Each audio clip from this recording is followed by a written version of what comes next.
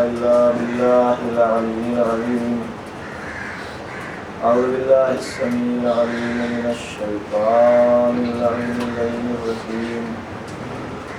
بسم الله الرحمن الرحيم. وفضلوا أمري إلى الله إن الله بصير بالعباد. حسبنا الله ونعم الوكيل، نعم المولى ونعم النصير.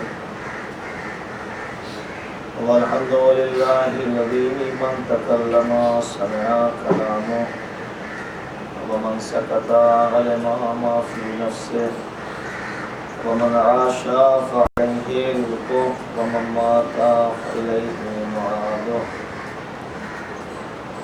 الذي جعلنا من المتمسكين بولاية علي بن أبي طالب.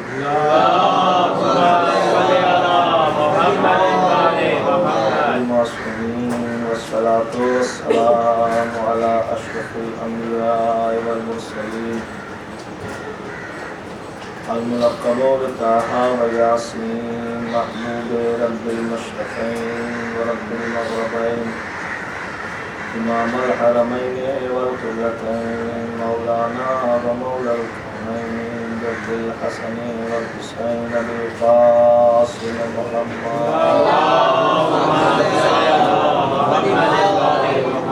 وآله أهل بيته الطيبين الطاهرين المعصومين المظلومين الذين أذهب الله عنهم الرجس وطهرهم تطهيرا.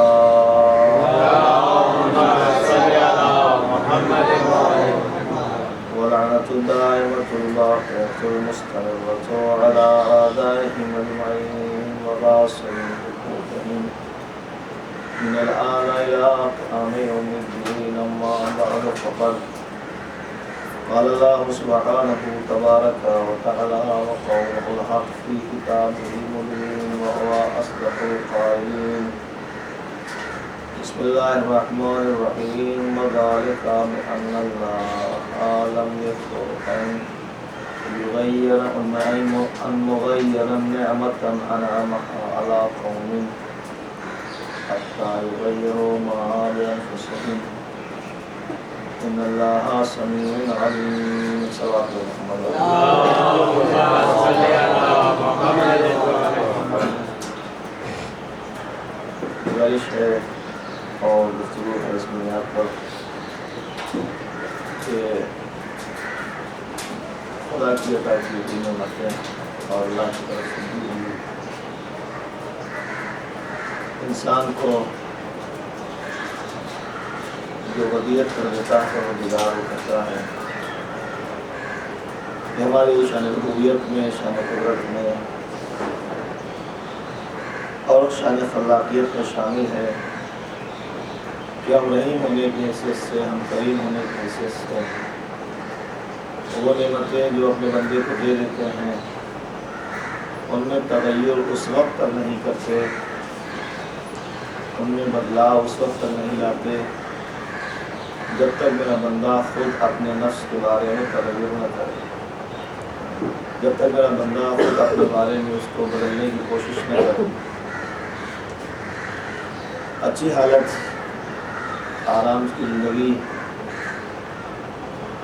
اور بہتر زندگی ہم نے اگر دی ہے تو اس بہتر زندگی کو ہم بدتر زندگی کی طرف نہیں بدلتے. کب تک نہیں بدلتے؟ جب تک پورا بندہ کوئی ایسا کام نہ کرے جو سلب نعمت کا سبب بنے، نعمت کے ختم ہو جانے کا سبب بنے. کبھی کبھی ایسا ہوتا ہے کہ بندگان الہی بارگاہ الہی میں فریادی ہوتے ہیں کہ پروردگار یہ جو نعمتیں تو نے ہمیں دی تھیں یا تو ہمیں دیتا نہیں، اور جب دے دیا تھا تو ہم سے واپس کیوں لیا. پروردگار فرماتا ہے کہ میں یقیناً کبھی بھی بندے کو دی ہوئی نعمتیں واپس نہیں لیتا ہوں، مگر اس کی خود کی غلطیوں کی بنیاد پر کچھ نعمتیں سلب ہو جاتی ہیں. امام زین العابدین علیہ الصلوۃ والسلام خود فرماتے ہیں کہ کچھ ایسے گناہ ہیں کہ جن کی وجہ سے کچھ چیزیں انسان کے پاس سے ختم ہو جاتی ہیں. اور جب مسلسل انسان گناہ کرتا ہے، مسلسل انسان اللہ کی نافرمانی کرتا ہے، تو ایک ایک کر کے ہر نعمت سلب ہو جاتی ہے، اور سب سے بڑی نعمت جو سلب ہوتی ہے وہ نعمت ہے توفیق اعمال، وہ نعمت ہے توفیق خیرات۔ اور انسان کی زندگی میں اگر خیر کی توفیق ختم ہو جائے اور اس کی زندگی میں اگر اعمال کی توفیق نہ رہے تو پھر اس کی زندگی کا مزہ اور لطف ختم ہو جاتا ہے۔ سب سے خوش نصیب وہ انسان ہے کہ جسے اعمال کی توفیق ملی، نیکیوں کی توفیق ملی، اور پھر اس سے بڑا خوش نصیب وہ ہے کہ جس نے توفیق ملنے کے بعد اس وقت کا، اس موقع کا فائدہ اٹھایا۔ جو وقت اسے اعمال کرنے کے لیے ملا، جو وقت اسے زندگی گزارنے میں اللہ کی مرضی حاصل کرنے کے لیے ملا، اس لیے یہ مختصر زندگی، یہ مختصر حیات کہ جس میں انسان کو ابدی حیات کی تیاری کرنا ہے، اور ابدی حیات وہ ہے کہ جس کے بارے میں ابتدا کا تو معلوم ہے لیکن انتہا کا پتہ نہیں۔ امام ششم امام جعفر صادق علیہ السلام بھی متوجہ کرتے ہیں بندوں کو، اور بالخصوص اپنے چاہنے والوں کو۔ مجھے افسوس ہے ان لوگوں پر کہ جو لوگ ختم ہو جانے والی زندگی کا تو خیال کرتے ہیں، اس کے بارے میں بہت فکر مند ہیں، اس کے لیے ہر طرح کی ضروریات کو پورا کرنے کی کوشش کرتے ہیں اور ہر چیز اکٹھا کرنے کی کوشش کرتے ہیں، لیکن بہت زیادہ افسوس ان لوگوں کے لیے ہے جو آخرت کی زندگی سے غافل ہیں۔ اور وہ آخرت کی زندگی وہ ہے کہ جس میں جب شروع ہوگی تو ختم ہونے کا نام نہیں لے گی۔ قرآن مجید میں بھی اس کا ذکر ہے کہ جہنم میں ہو یا جنت میں ہو، جہنم میں بھی اگر انسان جائے گا تو نہ وہاں زندگی ہوگی اور نہ وہاں موت ہوگی، یعنی زندگی نہیں ہوگی کا کیا مطلب ہے؟ جیسا دنیا کی زندگی کا لطف ہے ویسا نہیں ہوگا۔ موت نہیں ہونے کا مطلب کیا ہے کہ جب موت آ جاتی ہے انسان تو تمام مصائب دنیا سے وہ چھٹکارا پا جاتا ہے۔ تو خدا کہتا ہے جہنم میں اسے موت بھی نہیں آئے گی کہ جہنم سے چھٹکارا پا سکے۔ ایسے مراحل میں اسے ہر وقت جلتے ہی رہنا ہے، کبھی زندہ ہونا ہے پھر جلنا ہے، زندہ ہونا ہے پھر جلنا ہے۔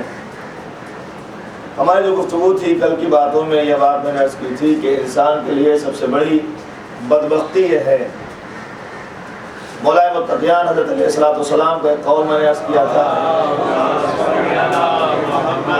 کہ سب سے بڑی بدبختی انسان کی یہ ہے کہ اس کا دل سخت ہو جائے اور اس کے دل پر کچھ بھی اثر نہ ہو، کوئی اثر نہ ہو۔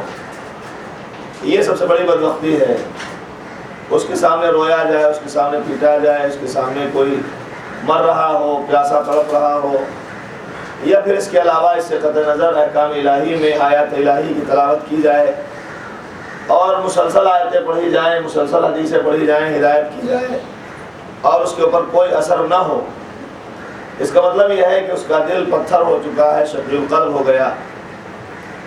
اور جب تمام احکامات الہی اور آیات پروردگار اس کے اوپر کوئی اثر نہ ہوگا تو اس کا مطلب یہ ہے سیدھا سیدھا کہ وہ ہدایت نہیں پائے گا، جس سے بڑی بدبختی اور کچھ اور نہیں ہو سکتی۔ لکھا ہے بچہ اپنے گھر میں آیا اسکول سے پڑھ کے تو اس کے والدین نے دیکھا اس کو بہت زیادہ سخت بخار ہے۔ پوچھا اس سے کہ بیٹا کیا بات ہے، گئے تھے تو اچھے تھے، ابھی آپ کو بخار کیوں آیا؟ تو اس نے قرآن کی ایک آیت پڑھی جس میں لکھا تھا کہ خدا فرماتا ہے قیامت کے دن ایسا ہولناک منظر ہوگا، قیامت کے دن ایسی مشکلات کا منظر ہوگا، اتنی تکلیفیں اور پریشانیاں ہوں گی کہ بچے بوڑھے ہو جائیں گے، لمحوں میں بچے بوڑھے ہو جائیں گے۔ اس نے کہا کہ اس آیت نے میرے اوپر اتنا اثر کیا، تب سے میں اسی آیت کے بارے میں سوچ رہا ہوں کہ میری یہ عمر ہے اور قیامت نہ آ جائے کہ میں اسی عمر میں اس منزل پر پہنچ جاؤں جو بڑھاپے کی منزل ہے۔ اس وجہ سے مجھے بخار آ گیا۔ تاریخ نے لکھا کہ کچھ دن کے بعد اس کو اسی دن میں بخار تیز ہوا، یہاں تک کہ وہ بارگاہ الہی سے جا ملا اور دنیا سے چلا گیا۔ تو اس کے باپ نے لوگوں کو جمع کر کے نصیحت فرمائی کہ بچے پر اس قرآن کی چھوٹی سی آیت کا اثر کیوں ہوا؟ اس کی وجہ یہ ہے کہ اس کا دل بالکل شیشے کی طرح صاف ہے، اس پر کوئی گناہ کی گرد نہیں جمی ہے، جس کی بنیاد پر اس پر چھوٹی سی آیت کا اثر ہو گیا۔ لیکن ہم کیسے بد نصیب ہیں کہ پوری قرآن پڑھی جاتی ہے، پوری کتاب الہی تلاوت کی جاتی ہے، مگر ہمارے اوپر اس کا اثر نہیں ہوتا۔ اثر نہ ہونے کی ایک وجہ یہ بھی ہے کہ جب مسلسل گناہوں کی دھول، مسلسل گناہوں کی گندگی ہمارے دل پر جمتی چلی جاتی ہے، جو شقی القلب ہونے کا ایک سبب ہے، تو ہمارا دل ایک دم اندھا ہو جاتا ہے۔ جناب شٹ امامی نے فرمایا جب خدا انسان کو پیدا کرتا ہے تو اس کے دل میں ایک نورانی نقطہ رکھتا ہے، نقطہ نور ودیعت کرتا ہے، اور دھیرے دھیرے وہ نقطہ پھیلتا رہتا ہے۔ نور اگر وہ نیکیاں کرتا رہتا ہے تو نقطہ نور پھیلتا رہتا ہے۔ نتیجہ یہ ہوتا ہے کہ وقت میں وہ نقطہ اتنا پھیلتا ہے کہ پورا دل نورانی ہو جاتا ہے، اور پورے دل میں نور پھیل جاتا ہے، پورے جسم و اعضاء و جوارح اور مزاج و فکر و تفکر و دماغ عقل سب میں نور ہی نور ہوتا ہے۔ اس کے بعد اس کے اوپر چھوٹی سی آیت بھی اثر کر جاتی ہے، جیسا کہ قرآن نے کہا انما المؤمنون الذین اذا ذکر اللہ وجلت قلوبہم واذا تلیت علیہم آیاتہ فزادتہم ایمانا۔ ایماندار وہ لوگ ہیں، مومن وہ لوگ ہیں کہ جن کے دل اللہ کے ذکر سے نورانی ہو گئے، جن کے قلوب میں روشنی پیدا ہو گئی، جن کے دل و دماغ میں ہدایت کی روشنی نے سراحت کر لیا۔ تو نتیجہ یہ ہوا کہ ان کے سامنے صرف اللہ کا ذکر آ جائے، نام پروردگار آ جائے تو وہ ڈرنے لگتے ہیں، لرزنے لگتے ہیں، کانپنے لگتے ہیں۔ اور اگر ان کے سامنے آیات الہی پڑھ دی جائیں، اللہ کی کچھ آیت اور نشانیاں بتا دی جائیں، تو ان کے ایمان میں ہمیشہ اضافہ ہوتا ہے، ایمان بڑھتا رہتا ہے، ایمان میں اضافہ ہوتا رہتا ہے، اس لیے کہ ان کا دل ایک دم صاف و شفاف ہے۔ کیونکہ یہ آیات الہی ہدایت کے لیے قرآن خود کہتا ہے اِنَّا هَذَا الْقُرْآنُ يَهْدِي لِلَّتِي هِيَ أَقْوَمُ۔ یہ قرآن ہدایت کے لیے آیا ہے، سیدھا راستہ دکھاتا ہے ہمیں۔ اور ہمارے اوپر اگر قرآن کی آیتوں کا اثر نہ ہو، اس کا مطلب یہ ہے کہ ہمارے دل میں کچھ نہ کچھ خرابی پیدا ہو گئی۔ ہماری تقریر، ہماری گفتگو نفس کے اصلاح کے سلسلے میں جو ہو رہی ہے، جو بات چیت جس کو میں نے عرض کیا کہ شقی القلب ہو جانا ایک سب سے بڑی لعنت ہے، سب سے بڑا مشکل مرحلہ ہے انسان کے لیے۔ اس میں ایک سب سے بڑی چیز جو ہے انسان کو جو شقی القلب بناتی ہے، جو پتھر دل بناتی ہے، وہ ہے کثرت گناہ، مسلسل گناہ کرتے رہنا، گناہ کے اوپر گناہ، گناہ کے اوپر گناہ، نافرمانی کے اوپر نافرمانی، نافرمانی کے اوپر نافرمانی۔ دھیرے دھیرے نتیجہ یہ ہوتا ہے کہ انسان پھر احساس گناہ بھول جاتا ہے، اور اس کے اندر یہ چیز رہتی نہیں ہے کہ گناہ کو گناہ سمجھے، اور جب گناہ کو گناہ سمجھتا نہیں ہے تو پھر وہ جو چاہے وہ کرنے لگتا ہے۔ اور جب کوئی انسان ایسا ہو جاتا ہے تو خدا اس کو اس کے حال پہ چھوڑ دیتا ہے، جاؤ اب تم جو چاہو وہ کرو۔ لیکن گنہگار کو کبھی نہ کبھی ہماری بارگاہ میں تو آنا ہے۔ نتیجہ یہ ہوا کہ گنہگار اپنی زندگی میں پوری زندگی کبھی اس نے اللہ کی طرف نہیں دیکھا، خدا کی طرف نہیں دیکھا، مسلسل گناہ کرتا رہا۔ ایک وقت وہ آیا کہ جب ملک الموت نے سامنے سے آگے کہا چلیے، تب چونکہ اسے معلوم ہے کہ مرنے کے بعد کیا ہونے والا ہے، ہم سے ہماری زندگی کا مواخذہ کیا جائے گا، ہم سے ہماری زندگی کے بارے میں پوچھا جائے گا۔ اب ہماری دولت ہمارے کام آنے والی نہیں ہے کہ ہم اس کو دے دیں اور ہم سے اپنے سے دور کر دیں، ملک الموت چلے جائیں اور ہم زندہ رہ جائیں۔ ہماری اولاد، ہمارے اسباب، ہماری زندگی کے جو ملنے جلنے والے ہمارے دوست ہیں، احباب ہیں، جن کی وجہ سے ہم نے خدا کو چھوڑ دیا۔ حدیث پیغمبر ہے، پیغمبر اسلام حضور خطیب مرتبہ احمد مجتبیٰ محمد مصطفیٰ صلی اللہ علیہ وسلم آپ فرماتے ہیں کہ جب بھی دوستی کرو تو یہ بات دھیان رکھو، ایسا دوست چنو۔ یہ بات سچ ہے کہ جو انسان زندگی میں دوست نہیں رکھتا، اس کا مطلب اس کے پاس کچھ بھی نہیں۔ مگر جب کبھی دوست تمہارے پاس ہو، دوستی ایسے سے کرو کہ جو تمہیں ہدایت دکھائے، اور جب بھی اس کو دیکھو تو تمہیں خدا یاد آئے، اللہ یاد رہے، پروردگار یاد رہے۔ ایسے دوست کو اپنا دوست نہ بناؤ، ایسے انسان کو اپنا ساتھی نہ بناؤ کہ جس کی وجہ سے خدا سے غافل ہو جاؤ۔ وہ دوست بہترین دوست ہے کہ جس کو دیکھنے کے بعد، جس سے ملنے کے بعد پروردگار یاد آئے، اللہ کی باتیں سنائے، خدا کی باتیں، اس لیے کہ اس صحبت سے تمہاری زندگی میں بہت کچھ ہو سکتا ہے۔ دوستوں کی وجہ سے ہم نے اپنی زندگی میں بہت کچھ کھو دیا۔ ایسا دوست نہ بناؤ کہ جو تمہیں آپس میں جھگڑا کرائے، آپس میں لڑا دے، ادھر کی ادھر لگانے والا، ادھر کی ادھر لگانے والا، اس لیے کہ جہنم میں جانے کے کچھ لوگوں کے لیے ہے کہ ہم انہیں داخل کریں گے کہ جو لوگ سب سے زیادہ نمامی کرتے ہیں۔ نمامی کا مطلب یہ ہے کہ وہ لوگ چغل خوری، ادھر کی بات لی ادھر کو لے کے لگا دیا، ادھر کی بات لی ادھر لے کے لگا دیا، ایسے لوگ جہنم میں جلائے جائیں گے۔ ان کا نتیجہ کیا ہوتا ہے کہ وہ ہمارے پاس جھگڑا کراتے۔ ایک بار تو ایسا ہوا، میں بتا دوں یہاں پر تھوڑی سی دیر رک کے، کہ ایک موچی کی دکان پر ایک جوان آیا، اور جوان کچھ کرتا ورتا نہیں تھا، خالی تھا، یوں ہی گھومتا رہتا تھا بیچارہ۔ آنے کے بعد اس نے موچی سے پوچھا کہ اے بھیا یہ بتاؤ، یا اس کو جیسے مخاطب کیا ہو، یہ بتاؤ کہ یہ جھگڑا کیسے ہوتا ہے، یہ بتاؤ کہ لڑائی کیسے ہوتی ہے۔ چونکہ میری آواز جو ہے میری ماں بہنیں سن رہی ہیں، یہ بات میں خاص طور انہیں کے لیے کہہ رہا ہوں کہ کہا کہ بتاؤ جھگڑا کیسے ہوتا ہے، بتاؤ لڑائی کیسے ہوتی ہے۔ تو اس نے کہا کہ بھائی مجھے نہیں معلوم لڑائی کیسے ہوتی ہے، تمہیں کوئی کام نہیں ہے، خالی ایسی باتیں کرتے رہتے ہو، جاؤ اپنا کام کرو، لڑائی کیسے ہوتی ہے، یوں ہی ہو جاتی ہے لڑائی۔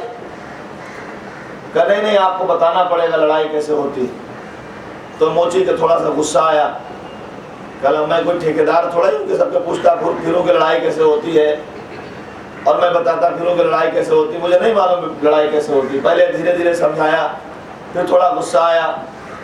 جوان نے کہا کہ میں اس وقت تک تمہیں چھوڑنے والا نہیں ہوں جب تک تم مجھے بتاؤ نہیں کہ لڑائی کیسے ہوتی۔ لیجیے بات بڑھتی گئی، تو میں پہ بات آ گئی۔ نتیجہ یہ ہوا آخر میں وہ سوا جس سے وہ جوتا چپل سلتا تھا، اس نے اٹھایا اور جوان کے سر پر دے مارا، اور دے مارنے کے بعد اس کے سر سے خون نکلنے لگا، اور گریبان پکڑے ہوئے کھینچ رہا ہے، شور مچا، چلائے لوگوں نے آ کے بچایا۔ موچی اس کو پکڑے ہوئے تھا، جوان نے کہا بھیا آپ چھوڑ دو مجھے، اب مجھے پتہ چل گیا کہ جھگڑا کیسے ہوتا ہے۔ اس لیے کہ جب انسان خالی ہو اور اس کو کوئی کام نہ ہو، دھیرے دھیرے بات بڑھتی ہے، پہلے تو میں پہ آتی ہے، پھر چلتے چلتے یہاں تک کہ ہاتھا پائی کی نوبت ہو جاتی ہے، پھر وہ مار پیٹ پہ آ جاتی ہے۔ اس سے پہلے کہ وہ نوبت آئے کہ جو ہمارے ہاتھ سے نکل چکی ہو، پہلے ہی ہمیں حکم دیا گیا کہ اگر دو لوگ آپس میں کبھی ایک جان چھڑانا چاہتا ہے، دوسرا اس میں لپٹا ہوا، نہیں بتاؤ، اس سے پہلے کہ کوئی ایسا مرحلہ آئے، ان عادتوں کو بدل دینا چاہیے۔ آپ راستے میں جا رہے ہیں، جاتے جاتے آپ کو بہت جلدی ہے، کسی کو دھیرے سے ٹکر لگ گئی، آپ نے سوری کہہ دیا، آگے بڑھ گئے، اس نے بھی یہی کہہ دیا، اس کو بھی جلدی ہے، لیکن اگر دونوں کو فرصت ہے تو وہ کب پوچھنے کھڑے ہو جائے گا کہ بھائی تم نے مجھے کیوں مارا، حالانکہ مارا نہیں، لگ گیا۔ ایسا کر کے جھگڑا ہو جاتا ہے۔ ایسا ہی کچھ لوگ ایسے ہوتے ہیں کہ جو ایک بات ادھر کی ادھر کر دی، ادھر کی ادھر لگا دی، حالانکہ ہوتا کچھ نہیں ہے، بات کچھ نہیں ہوتی ہے، مگر پھر بھی جھگڑا ہو جاتا ہے۔ اس میں وہ دونوں تو لڑ جاتے ہیں، وہ تو گنہگار ہیں ہی، لیکن ان کو لڑانے والا سب سے بڑا گنہگار ہے۔ وہ اگر جھوٹ بولا ہے، غلط بیانی کی ہے، تو اس کے اوپر ڈبل گناہ ہے، ایک جھوٹ بولنے کی بنیاد پر، ایک دو دلوں کو الگ کر دینے کی بنیاد پر۔ اگر ہمارے پاس کوئی ہماری اچھائی کو اور ہماری بزرگی کو سمجھ کر ہمارے پاس آ کے بیٹھا ہے، تو ہماری ذمہ داری ہے کہ اس کو ہم ایسی باتیں سکھائیں کہ جس کی بنیاد پر وہ انسان بن سکے، حیوان نہ بننے پائے۔ یہ ہماری ذمہ داری ہے۔ ہمیں موقع ملا ہے، اگر ہمارے پاس کوئی آیا ہے تو ہمیں یہ سوچنا چاہیے خدا نے شاید ہمارا ایگزام لیا، امتحان لیا ہے کہ ہمارے پاس آج اس جوان کو بھیجا تاکہ ہم اسے بتا سکیں، سمجھا سکیں کہ دیکھو یہ باتیں اچھی نہیں ہیں اور یہ باتیں اچھی ہیں۔ جو اچھی باتیں ہم بتائیں گے، ایک ایک بات کے بتانے پر لاکھوں گناہ ہمارے معاف ہوتے ہیں اور ہزاروں نیکیاں ہمارے نام اعمال میں لکھی جاتی ہیں۔ خداوند کریم نے یہ ہمیں اس لیے بتایا ہے تاکہ ہمارے سوسائٹی اور ہمارا مذہب جو ہے دونوں مل کے کام کرے، تو جیسا مذہب ہوگا ویسی سوسائٹی بنے گی، اور مذہب کے مطابق اگر سوسائٹی بنے گی تو جو زندگی جہنم بن جانا چاہتی تھی وہی زندگی جنت بن جائے گی۔ ایک صلوات بھیجتے محمد تو زندگی بھر گناہ کیا، نفس کی طرف دیکھا، ہمیشہ اپنے نفس امارہ کی خواہش کو پورا کیا، نتیجہ یہ ہوا کہ ملک الموت سامنے کھڑے ہیں، چلیے دسترخوان دنیا سمٹ چکا ہے، اب آپ کے لیے نعمت دنیا ختم ہے، بند کر دیا گیا، یہی تک آپ کا مرحلہ تھا۔ اب وہ ہاتھوں کو جوڑ رہا ہے، کچھ دیر کی مہلت دے دو، کچھ دیر کا ٹائم دے دو، کہ نہیں ٹائم نہیں۔ جناب پیغمبر اسلام جب گئے ہیں معراج کے اوپر تو چوتھے آسمان پر دیکھا ایک فرشتہ بیٹھا ہوا ہے، جو شخص بیٹھا ہوا ہے اس کے چہرے سے ہیبت ٹپک رہی، کافی مہیب صورت ہے، ڈراؤنی صورت ہے، اور سامنے ایک تختی لگی ہوئی ہے، ہمیشہ اپنی نگاہ اسی تختی پر گڑائے ہوئے بیٹھا ہے، کسی بھی بات ہی نہیں کرتا۔ سارے فرشتے پیغمبر کو سلام کرتے ہیں، پیغمبر کے پاس آگے کھڑے ہوتے ہیں، بات چیت کرتے ہیں، لیکن نبی نے دور سے دیکھا فرشتہ بیٹھا ہوا۔ جبرائیل سے پوچھا کہ جبرائیل بھائی جبرائیل یہ بتاؤ یہ کون ہے؟ تو جبرائیل نے فرمایا کہ یا رسول اللہ یہ اللہ کا وہ فرشتہ ہے کہ جو آج تک ہنسا نہیں ہے، اور اس کی نگاہ یہیں پر ٹکی رہتی ہے، اس کی نگاہ ہٹتی نہیں ہے۔ کہا کون ہے؟ کہا یہ ملک الموت ہے۔ کہا کہ خدا سے اجازت چاہتا ہوں اور آپ اجازت لیجئے، میں اس سے گفتگو کرنا چاہتا ہوں۔ اجازت ملی، ملک الموت کو خبر دی گئی کہ حضور ختم مرتبت آئے ہیں، آپ سے گفتگو کرنا چاہتے ہیں۔ اجازت کی بنیاد پر اس نے سر ہٹایا اور نبی کو سلام کیا۔ پہلی بار اس نے وہ کیا جب سے پیدا ہوا۔ نبی نے پوچھا بھیا بتاؤ کہ تمہارے سامنے جو تختی ہے یہ کیا ہے؟ کہا یا رسول اللہ اس تختی پر تمام جانداروں کے نام لکھے، جتنے زندہ ہیں، انسان ہے، حیوان ہے، کوئی بھی ہے، حشرات الارض ہے، سب کے نام اس کے اوپر لکھے ہوئے ہیں، اور مجھے یہ عہدہ دیا گیا ہے کہ میں جب روح کے قبض کرنے کا وقت آ جائے ان کی روحوں کو قبض کروں۔ یہ تختی میرے سامنے رکھی ہوئی ہے، جب کسی کے موت کا وقت آ جاتا ہے اس کا نام یہاں سے مٹ جاتا ہے، اور جس کا نام مٹ جاتا ہے اس کو میں اٹھا کے لے آتا ہوں۔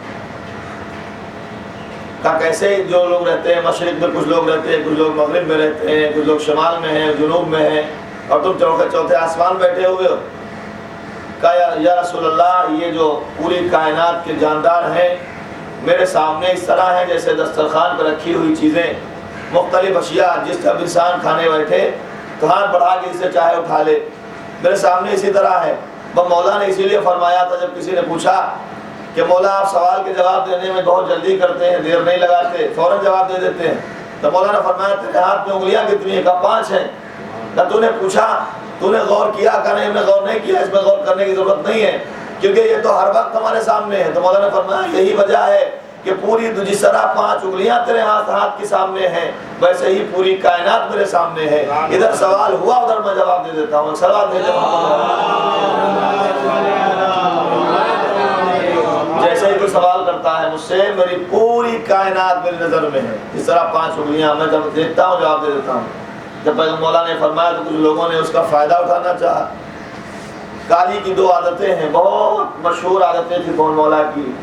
ایک عادت تو یہ تھی کہ وہ سوال کے جواب دینے میں دیر نہیں لگاتے تھے، دوسری عادت یہ تھی کہ وہ نماز کو اول وقت پڑھا کرتے تھے، کیونکہ نماز ایک ایسی چیز ہے اس کے لیے قرآن نے کہا ہے استعینوا بالصبر والصلاۃ، اللہ کی بارگاہ میں صبر سے اور نماز کے ذریعے سے اللہ کی بارگاہ میں مدد چاہو۔ جب بھی کوئی ضرورت پڑے تو نماز پڑھو، اور جب نماز پڑھیں گے نماز حاجت تو وہاں تمام حاجتیں پوری ہوں گی۔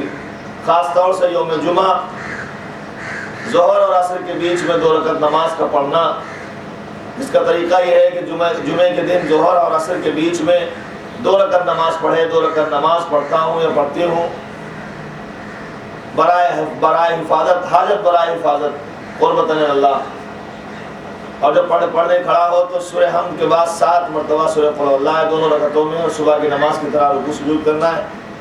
7 مرتبہ سورہ قل اللہ کے ساتھ یہ نماز جب پڑھ لیں تو خدا کہتا ہے اس انسان کے لیے اس جمعے سے لے کے آخری جمعے تک گارنٹی ہے حفاظت کی۔ ہم ملائکہ کو اس کے اوپر معین کر دیتے ہیں کہ اب اس کی حفاظت کرو، جب اگلا جمعہ آئے تب تک جب تک اگلے جس وقت تک اس نے جس ٹائم پر نماز پڑھی ہے اس وقت تک اس کی گارنٹی ہے، ہفتے بھر کے لیے گارنٹی ہے۔ اور اس وقت جب انسان اس نماز کے بعد دعا کرتا ہے میری بارگاہ میں تو اس کی دعا یقیناً میں قبول کرتا ہوں۔ تو انسان کے لیے زندگی میں ضروری ہے کہ وہ ابھی صبر و صلاح صبر کے ذریعے سے، توکل کے ذریعے سے اور نماز کے ذریعے سے اللہ کی بارگاہ میں مدد چاہے۔ بہرحال تو مولا کی دو عادتیں بتائی گئیں، ایک کہ وہ اول وقت نماز پڑھتے تھے، کبھی بھی اول وقت سے آگے نہیں ہوتا تھا، ٹائم ہوا اور نماز مولا کی شروع ہو گئی۔ یہی وجہ ہوئی کچھ لوگوں نے دیکھا کہ میدان جنگ میں بھی علی نے مصلی بچھا دیا، تو پوچھ لیا کہ یا علی اب اس وقت جو ہے تھوڑا سا تاخیر کر دیتے، جنگ ختم ہونے کے بعد نماز پڑھتے۔ کہا کہ پتہ نہیں ہے کہ اگر اسی جنگ میں علی مر جائے تو یہ نماز علی کو باقی رہے گی۔ اب تو مجھے یہ کیا پوچھتے ہو کہ میں نماز پڑھ رہا ہوں، میں جس کے لیے لڑ رہا ہوں وہی کام اگر نہ کروں تو پھر لڑنے کا فائدہ کیا ہے؟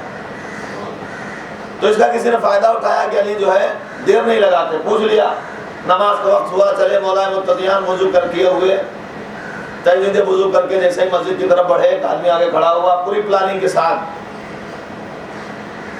اور پورا پہلے سے میٹنگ ہوئی، پلاننگ ہوئی کہ علی کو پھنسایا جائے، آج ان کو نماز پڑھنے میں دیر کر دی جائے۔ تو سوال بنا کے لائے کہ یا علی یہ بتائیے کہ کتنے جانور ہیں جو انڈا دیتے ہیں، کتنے جانور ہیں جو بچہ دیتے ہیں؟ ارے اتنا بڑا سوال! وہ سوچ کے آئے تھے کہ مولا متقیان جو ہے لسٹ گنانا شروع کریں گے، یہ ہے فلاں جانور انڈا دیتا ہے، فلاں جانور بچہ دیتا ہے، ایک کے بعد ایک لسٹ گنائیں گے۔ اب پوری دنیا میں نہ جانے کتنے جانور ہیں، حشرات الارض ہیں، اڑنے والے، چلنے والے، رینگنے والے، سارے جانوروں کو دیکھ کر جب ہم لسٹ بنانے لگیں گے علی بنا بیان کرتے رہیں گے یہاں تک کہ بجائے ظہر کے عصر کا وقت بھی ہو جائے گا، اتنا لمبا ٹائم ہو جائے گا، علی کی نماز میں خلل پڑ جائے گا۔ لیکن توبہ کیجئے، جو لوگ نماز کو بچانے والے ہیں، اگر ان کے پیر کے انگوٹھے میں شیطان سانپ بن کے بھی لپٹ جائے تب بھی نماز میں خلل نہیں پڑتا۔ ایک صلوات بھیجے محمد اور شیطان بھی کلمہ پڑھتا ہے، انتا زن العابدین، آپ زن العابدین ہیں، عبادت کرنے والوں کی زینت ہے۔ وہ سوچ کے آئے تھے کہ بہت لمبی فہرست ہوگی، مولا نے 2 لفظوں میں پھنسانے آئے تو خود پھنس گئے، 2 لفظوں میں جواب دے دیا، کہا جاؤ جو جن کے پر کان جن کے باہر ہیں وہ انڈا بچہ دیتے ہیں، جن کے کان اندر ہیں وہ انڈا دیتے ہیں، جن جانوروں کے کان اندر ہیں وہ انڈا دیتے ہیں، جن جانوروں کے کان باہر ہیں وہ بچہ دیتے ہیں۔ اتنا جملہ کہا اور پورے سوال کا جواب دے دیا اور آگے بڑھ گئے۔ اب یہ کھڑے ہوئے سوچ رہے ہیں مولا کو تو نماز اصل تک ہی روکنا چاہتے تھے، خدا خود تو دوسری صبح تک رکے رہے، جب گنا جائے کتنے جانور انڈا دیتے ہیں، کس کے کان باہر ہیں، کس کے کان اندر۔ بہرحال تو ملک الموت جو ہے اس کے سامنے دسترخوان پر رکھی ہوئی اشیاء کی طرح ہم سب کے نام لکھے ہوئے ہیں، ہر وقت کم سے کم دن میں 5 مرتبہ ہماری طرف وہ دیکھتا ہے، ہمارے گھروں میں جھانکتا ہے کہ یہ مال پک گیا ہے، اس کو ہمیں لے جانا ہے، اب یہ تیار ہے، اس کو لے جانا ہے۔ وہ 5 اوقات کون سے ہیں؟ معصوم فرماتے ہیں 5 اوقات ہیں، نماز کا وقت، صبح کے نماز کے وقت دیکھ کے جاتا ہے، ظہر کی نماز کے وقت، عصر کی نماز کے وقت، مغرب اور عشاء کی نماز کے وقت دیکھ کے جاتا ہے کہ ان کو مجھے لے کے جانا ہے۔ تو اگر اس ناگہانی موت سے بچنا ہے کہ جو ہمیں پتہ بھی نہ چلے اور ہم چلنے لگے اور کفے افسوس ملتے ہوئے جائیں، ان وقتوں میں ہمیشہ ہوشیار رہنا لازم، ضروری ہے کہ ہم ہوشیار رہیں، کیونکہ آپ مرنے والا جب جانے لگا پوری زندگی گناہ کرنے کے بعد جانے لگا، کوئی فرصت نہیں، کوئی ٹائم نہیں، کوئی موقع نہیں، اور چل دیا، اس کے رشتہ داروں نے، دوستوں نے، احباب نے، بیٹوں نے، بچوں نے یا ملنے جلنے والوں نے، کوئی نہیں جانتا کہ اس نے زندگی میں کیا کیا ہے، خدا جانتا ہے اور وہ جانتا ہے۔ یا اگر کسی کو پتہ چل گیا کہ اس نے گناہ کیے ہیں تو بیٹوں نے اپنا فریضہ ادا کیا، کفن دے دیا، غسل دے دیا، دفنا دیا، قبر میں چلا گیا، دفنا دیا گیا، زندگی بھر اس سے فرصت رہی لیکن کبھی خدا کو یاد نہ کیا۔ ہوتا یہ ہے کہ اب مرنے کے بعد اس کے اثار ثواب کا سلسلہ شروع ہوتا ہے، اب یہ کر دیا جائے تو اس کے لیے اچھا ہے، یہ کر دیا جائے تو اس کے لیے اچھا ہے، یہ فاتحہ پڑھ دیا جائے، یہ فلاں کام کر دیا جائے، یہ خیرات دے دی جائے، یہ صدقہ دے دیا جائے، یہ سلسلہ شروع ہوتا ہے۔ اسی سلسلے میں ایک چیز ہے قرآن خوانی، کہ مرنے والے کے لیے قرآن پڑھا جائے۔ اس سے پہلے مولا کی خود قول ہے، اس سے پہلے کہ تمہارے لیے کوئی قرآن پڑھے یا تمہاری نماز پڑھی جائے تم خود اپنا قرآن اور اپنی نماز پڑھتے جاؤ۔ رات کو سوتے وقت اگر کوئی انسان 3 مرتبہ سورہ قل ہو اللہ پڑھ کے سو جائے تو پھر اس کی موت ناگہانی موت نہیں ہوتی، حادثے والی موت نہیں ہوتی، صبح تک اس کو زندہ رہنے کی گارنٹی ہے۔ دب کر جل کر ناگہانی موت اس کی نہیں ہوتی۔ تو اب قرآن خوانی کا سلسلہ شروع ہوا۔ ایک پڑھنے والا تھا، اس کا نام تھا ابن توتون۔ ابن توتون جو تھے وہ اپنے زمانے میں کافی دولت مند تھے، بادشاہت کے قریب تھے، لوگ ان کی عزت کرتے تھے، لیکن کبھی زندگی میں انہوں نے تلاوت کلام پاک نہیں کی۔ اور چونکہ بادشاہ تھے، شاہ تھے، اس لیے ان کی رعایا انہیں چاہتی تھی، ان کے بچے انہیں چاہتے تھے۔ مرنے کے بعد ان کو دفنا دیا گیا، قبر پر جو کچھ بھی ہو سکا پھول چڑھا دیے، پانی چھڑک دیا،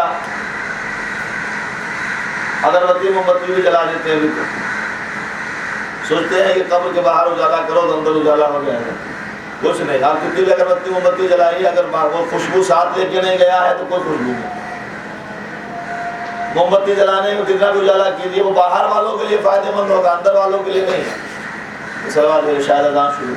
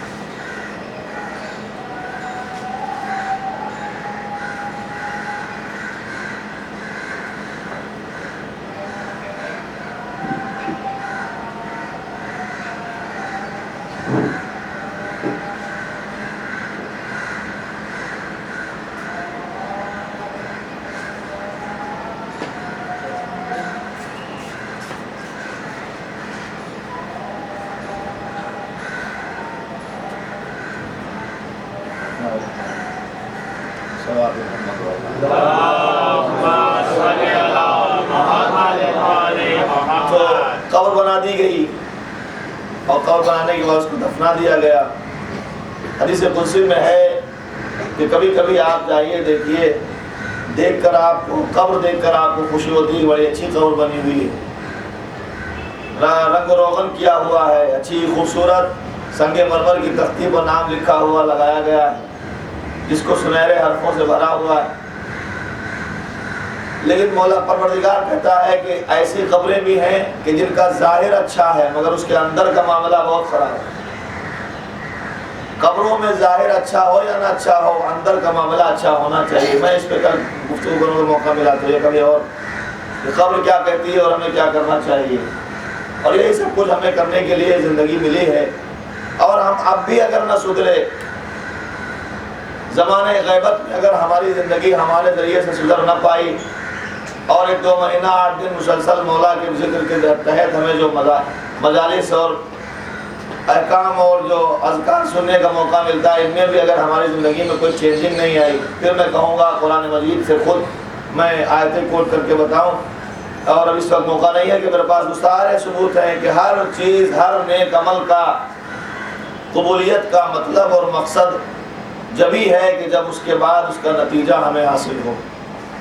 جب تک کسی بھی عمل کا کوئی نتیجہ نہ ہو، اس عمل کے کرنے کا کوئی مطلب نہیں۔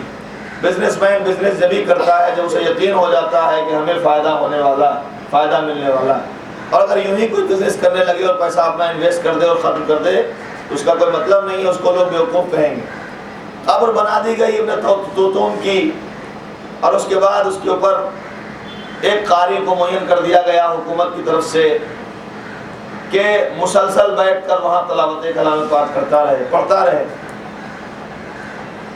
قاری کو ایک وظیفہ دیا گیا، پیسہ دیا گیا کہ اتنا پیسہ تمہیں دیا جائے گا، تمہیں روزانہ یہاں فلاں وقت پر تلاوت کرنا ہے، قرآن پڑھنا ہے۔ پڑھنے لگا، یہاں تک کہ 2-4 دن گزرے، اس کے بعد دیکھا اچانک وہ قاری وہاں سے غائب ہو گیا، پڑھنے والا، قرآن پڑھنے والا غائب ہو گیا، جو تلاوت کلام پاک سالِ ثواب کے لیے کرتا تھا وہ قبر سے غائب ہو گیا۔ حکومت کے کارندوں نے ڈھونڈنا شروع کیا، کہاں چلا گیا، کدھر چلا گیا، کیوں چلا گیا۔ نتیجہ یہ ہوا کہ کافی تلاش کے بعد اس قاری سے ملاقات ہوئی، قاری کو بلایا، بلانے کے بعد کہا کہ بھائی تم غائب کیوں ہو گئے، تمہیں جس کام پر رکھا گیا وہ کام کیوں چھوڑ دیا؟ تو اس نے کہا مت پوچھو، اب میں وہاں تلاوت کرنے والا نہیں، توجہ چاہتا ہوں۔ وہ جو دنیا سے جا چکے ہیں وہ تو اچھی جگہ ہیں، اور خدا کرے تمام شیعان حیدر کرار کو پروردگار غریق رحمت کرے، لیکن ابھی ہم زندہ ہیں، ہمیں موقع ہے کہ ہم اس چیز کو سمجھیں، اور یہی ہمارے لیے عبرتیں ہیں۔ قرآن بھی کہتا ہے کہ ہم نے بعض واقعات اس لیے بیان کر دیے۔ قرآن قصے کی کتاب نہیں ہے کہ قصے بیان کرے، قرآن قصے کی کتاب نہیں، احکام کی کتاب ہے، اس کے قصے نمونے کے طور پر بیان کیے، ایگزامپلس دیے ہیں کہ دیکھو ان کو دیکھ کر تم یاد کر لو، قوم سمود کو، بربادوں کی بربادی کو دیکھو تو اپنی بربادی کے بارے میں خیال کرو۔ اصحاب رس کے یہاں جو پریشانیاں تھیں، جو مشکلیں تھیں، جو ان کی نافرمانیاں تھیں جس کی وجہ سے ان کے اوپر عذاب آیا، اس کو دیکھو۔ یہ تھوڑے تھوڑے سے واقعات نبی کے ساتھ بیان کر کے ہمیں بتانا چاہا ہے کہ یہ عبرت کے لیے، اور عبرت زندہ ہی حاصل کر سکتے ہیں، مردہ لوگوں کے لیے عبرت کہاں سے ہو سکتی ہے؟ وہ تو خود جا کے وہاں دوسروں کے لیے عبرت بن گئے۔ کہا کہ مجھے معاف کرو، میں پڑھنے والا نہیں ہوں قرآن۔ کہا کہ نہیں تمہیں پڑھنا پڑے گا۔ کہا نہیں، میں معافی چاہتا ہوں، آپ نے جو پیسہ دیا ہے وہ بھی واپس کرتا ہوں، اگر چاہیے تو میں اس سے زیادہ آپ کو دے دوں گا، لیکن مجھے قرآن پڑھنے کے لیے نہ کہو۔ لوگوں نے پوچھا اس کا سبب بتاؤ، کا سبب بھی نہیں بتا سکتے۔ جب کافی اصرار کیا گیا، کہا یا تو تم جا کے وہاں پڑھنا شروع کرو، یا پھر اس قرآن کے نہ پڑھنے کا سبب بتاؤ، کیا وجہ ہے کہ تم وہاں سے اچانک غائب ہو گئے؟ تو اس نے کہا کہ اچھا جب تم پوچھتے ہی ہو تو میں بتانے کے لیے تیار ہوں۔ ہوا ایسا کہ میں 3-4 دن ہو گیا جب قرآن پڑھتا جا رہا ہوں، ایک دن رات میں صاحب قبر آیا، قبر پر میں بیٹھا ہوا تھا، آنے کے بعد میرا گریبان پکڑا اور کہنے لگا کہ تم ہمارے لیے قرآن کیوں پڑھتے ہو؟ کہا ہمیں یہاں بٹھایا گیا ہے تمہارے سارے ثواب کے لیے، کہا کہ آپ قرآن پڑھنا چھوڑ دو ورنہ تمہارا گلا گھونٹ دوں۔ کہا ہم تو آیتیں پڑھتے ہیں آپ کے لیے آسانیاں ہو جائیں، قرآن پڑھتے ہیں آپ کے لیے آسانیاں ہو جائیں۔ کہا نہیں، چونکہ میں نے زندگی میں خود کبھی قرآن نہیں پڑھا، اس لیے تم جتنی آیتیں پڑھتے جاتے ہو اتنا ہی عذاب بڑھتا جاتا ہے۔ ایک آیت پڑھتے ہو تو ایک عذاب، دوسری آیت پڑھتے ہو دوسرا عذاب، جتنا پڑھتے جاتے ہو اتنا ہی عذاب بڑھتا جاتا ہے۔ اور جب سے تم نے پڑھنا شروع کیا تب سے ہمارے عذاب میں روزانہ اضافہ ہو رہا ہے۔ اور ملائکہ کے کہتے ہیں کہ دیکھ، اگر تو نے خود زندگی میں قرآن پڑھنے کا موقع نکال کے قرآن پڑھ لیا ہوتا تو پھر آج یہ آیتیں رحمت بنتی، زحمت نہیں بنتی۔ ایک صلوات بھیجے محمد والا، کیونکہ تو نے کبھی خود موقع نہیں نکالا، وقت نہیں نکالا، ٹائم نہیں نکالا، چونکہ آپ کو جو ہے یا تو چول خوری سے فرصت نہیں ہے، یا غیبت سے فرصت نہیں ہے، یا لہو و لعب سے فرصت نہیں ہے۔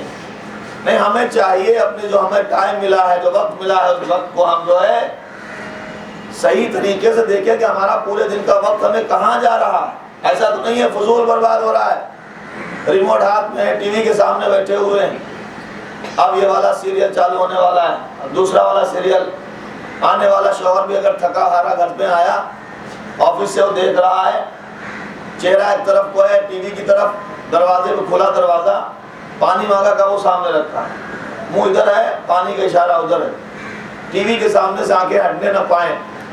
چائے چاہیے بنا لو جا کے، کھانا میں نے پکا کے رکھ دیا ہے، مجھے یہاں سے اٹھاؤ نہیں، کچھ بھی ہو جائے یہاں سے اٹھاؤ نہیں۔ لیکن اگر اسی وقت ملک الموت آ جائے تو اس سے بھی کہہ دینا برابر والے دروازے میں چلے جائیے، میں ابھی فرصت میں نہیں۔ کیا ممکن ہے؟ نہیں ممکن ہے۔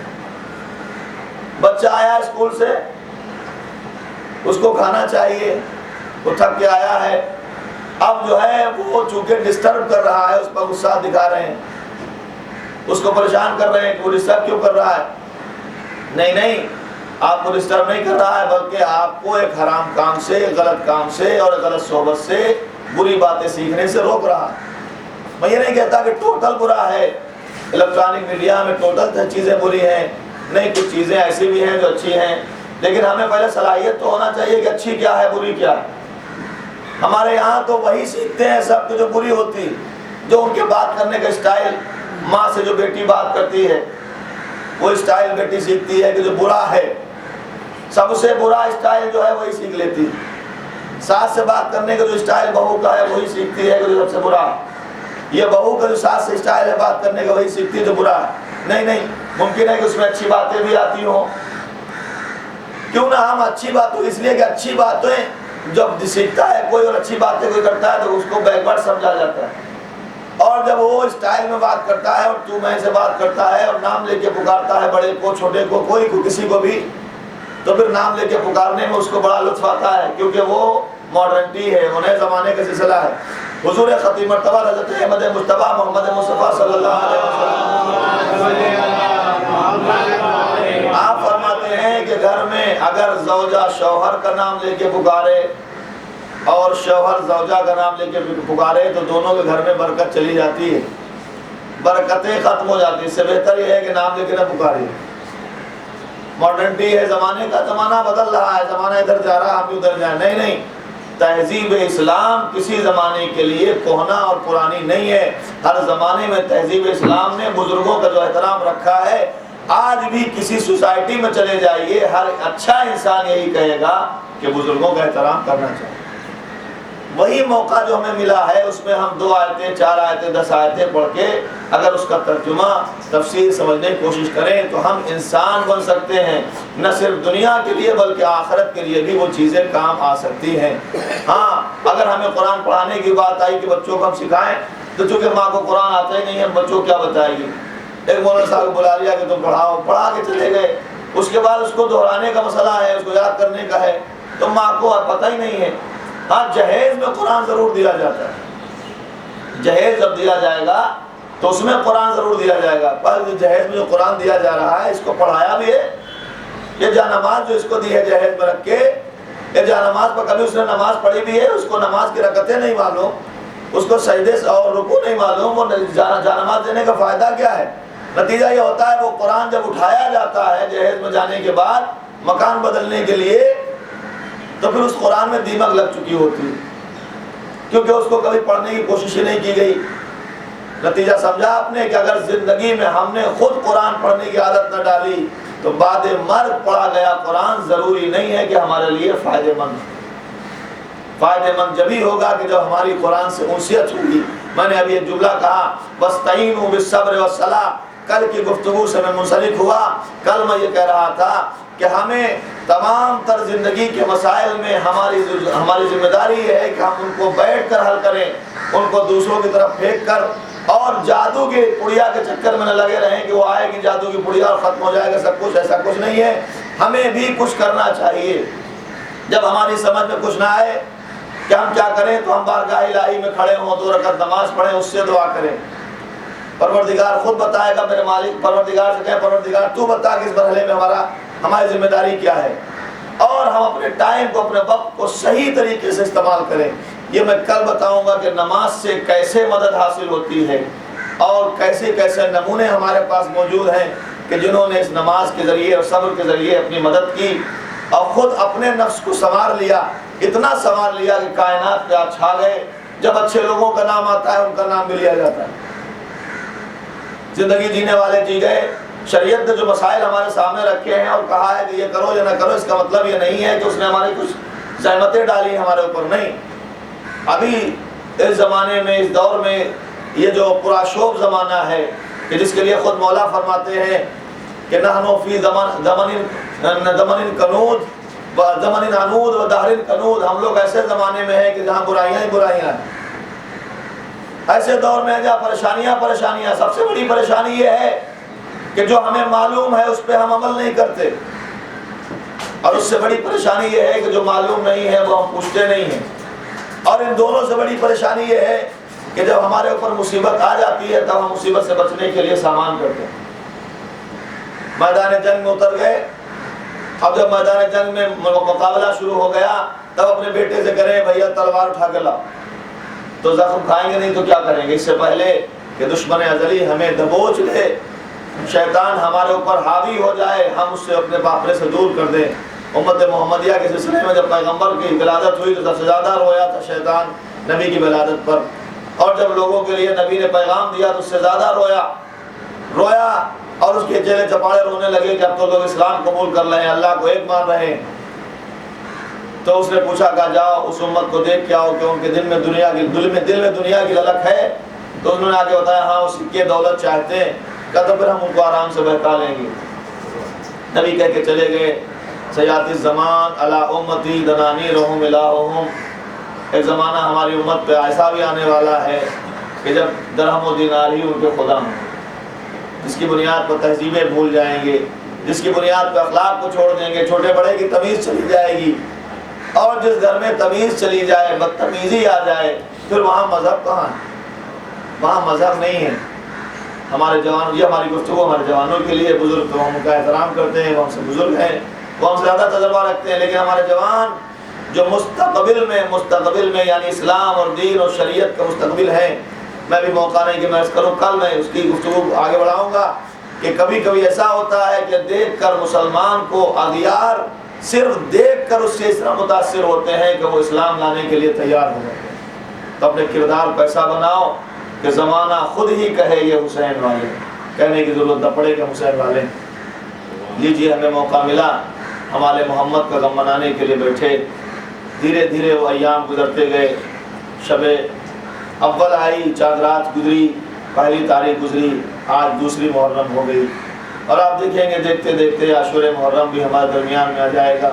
کتنا کم فرصت ہے، کتنا کم ٹائم ہے، لیکن اتنے کم ٹائم میں بھی ہمارے پاس بہت وقت ہے۔ وہ سید زہرا جو مدینے سے جنت البقیع سے نکل کر جگہ جگہ، یہاں مجلس حسین ہے فاطمہ پہنچ گئی، یہاں مجلس حسین ہے سیدہ پہنچ گئی، کئی ثانیہ زہرا آ رہی ہیں، کئی جناب زینب کے ساتھ جناب سکینہ آ رہی ہیں، انبیاء، مرسلین، پیغمبر اسلام۔ امام زہری نے جو امام سے فرمایا تھا مولا، چوتھے امام سے کہا تھا مدینے میں مولا میری بیٹی کی یا بیٹے کی شادی ہے آپ چلیے، امام نے یہی کہا تھا میں نے خوشی کی تقریب میں جانا چھوڑ دیا۔ اور وہ کیسے خوشی کی تقریب میں جائے کہ جس کا بھرا کر اس کے سامنے لٹ گیا ہو۔ جناب محمد باطن سے کسی نے پوچھا مولا کیسا مزاج ہے؟ کہا تمہیں پتہ نہیں آج کون سا دن ہے؟ ایام محرم ہے، عاشور کا دن ہے، آج کے دن میرا مزاج کیا پوچھتے ہو؟ آج کے دن میرا پورا بھرا گھر لٹ گیا، جوان مارے گئے، آج کے دن ہمارے گھر کے ہر ایک نفس کو جو ہے ختم کر دیا گیا، آج کے دن ہمارا مزاج کیا پوچھتے ہو؟ امام سے کہا کہ امام چلیے، کہا خوشی کی تقریب میں نہیں جاتا۔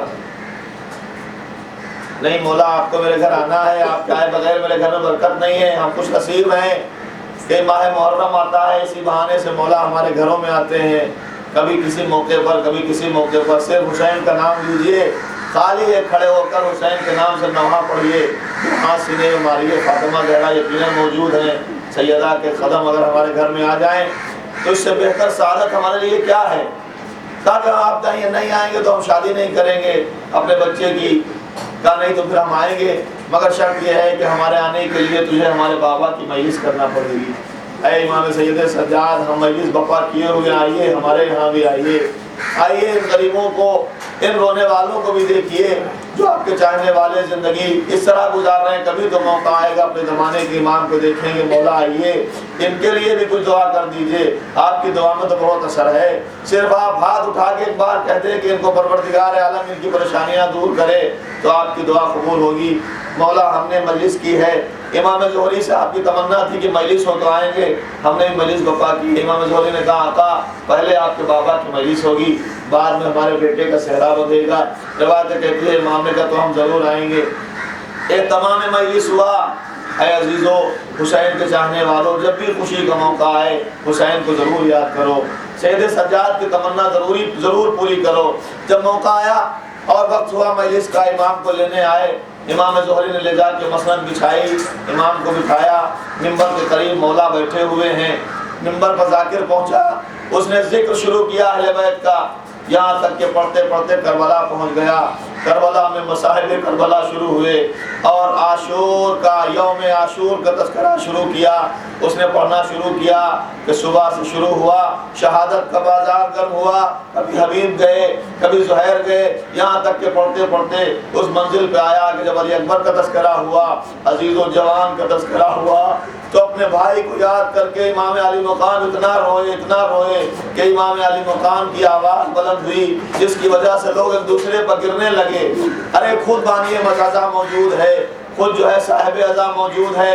ہاں ہم نہیں دیکھ رہے ہیں، لیکن یہاں بھی صاحب اعظم میں ہمارے زمانے کا امام موجود ہے، اس کو ہم پرسہ دے رہے ہیں. مولا یہ 72 شہداء کا پرسہ دے رہے ہیں، ان غریبوں کا پرسہ کہ جن کے سروں پر ادا نہیں تھی، ان اسیروں کا پرسہ دے رہے ہیں کہ جو کربلا سے اسیر ہو کے چلے ہیں. مولا چونکہ بیٹھے ہوئے تھے اتنا روئے کہ لوگ ایک دوسرے کے اوپر بے ہوش ہو کے گرنے لگے. امام تھوڑی دیر کے بعد جب غش سے لوگوں کو افاقہ ہوا، مصائب کربلا کو ختم کیا ذاکر نے، ذکر بند ہوا، تو لوگوں نے تلاش کیا، مولا دکھائی نہ دیے. کیا دیکھا مولا کہاں ہیں؟ امام زہری ڈھونڈتا ہوا گیا، دروازے کی طرف نظر پڑی تو کیا دیکھا وہاں مولا بیٹھے ہوئے ہیں جہاں پر عزاداروں نے جوتیاں اتاری ہوئی ہے.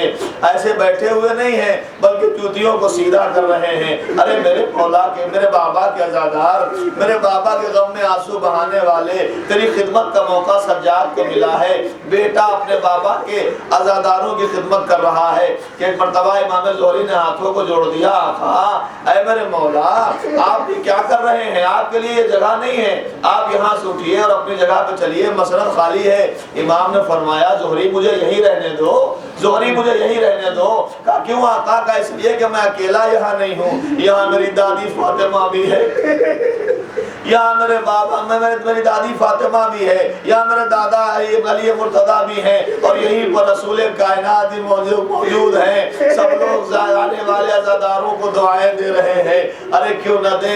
عزیزان محترم حسین پر رونے والے تھے مگر رونے نہ دیا گیا. بڑی تمنا ہے سجاد کی مجلس ہو، لیجیے مجلس عزا بپا ہے، تذکرہ حسینی ہو رہا ہے. آج دوسری محرم ہو گئی، بس میں اس طرح عرض کروں وہ دوسری محرم جو 61 ہجری میں آئی تھی، امام علی مقام ورود کربلا، امام علی مقام کا ورود کربلا میں ہوا.